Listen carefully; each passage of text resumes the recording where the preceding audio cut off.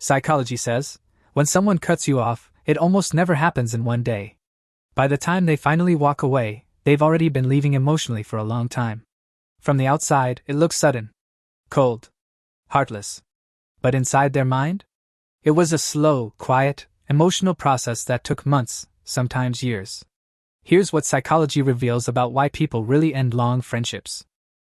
When their identity changed, and the friendship didn't. As people grow, their identity shifts.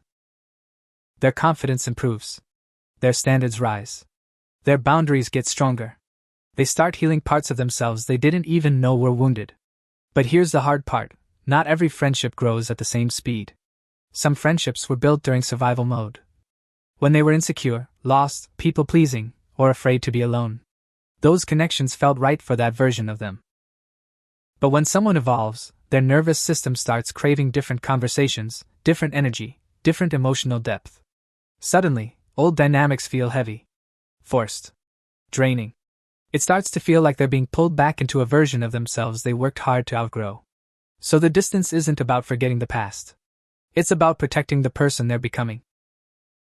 2. Emotional labor became silently one-sided. Friendships rarely end because of one huge fight. Most of the time, they end because of emotional imbalance that builds quietly. One person becomes the therapist, the problem solver, the one who listens for hours, the one who adjusts, the one who understands.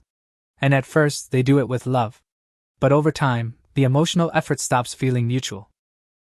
Psychology shows that when the brain repeatedly gives more than it receives, it stops registering the relationship as connection and starts registering it as responsibility.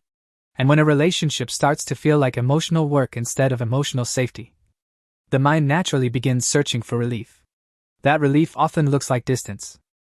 3. They stopped feeling seen or understood. One of the clearest psychological signs before someone cuts off a friend is not anger. It's silence. They stop explaining themselves. They stop correcting false assumptions. They stop trying to prove their intentions. Why? Because they've tried before.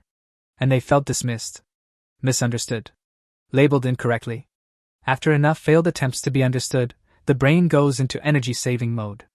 It says, explaining doesn't change anything. Stop trying. This is called emotional withdrawal. And it usually happens long before the physical distance begins. By the time the friendship ends, communication didn't just break down.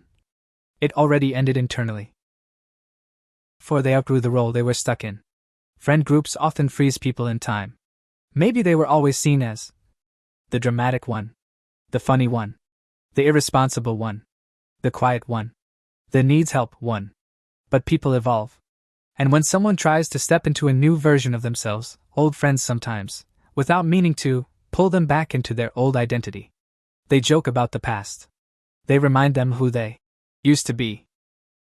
They resist the change because it makes the group dynamic uncomfortable. Psychologically, this creates identity pressure. And when someone feels like they have to shrink to stay accepted, the mind sees the relationship as a threat to self-growth. So the cutoff isn't about disliking the people. It's about refusing to stay trapped in an outdated version of the self. 5. They accepted that not everyone will understand. One of the most emotionally mature and painful realizations is this. Not every ending will come with mutual understanding.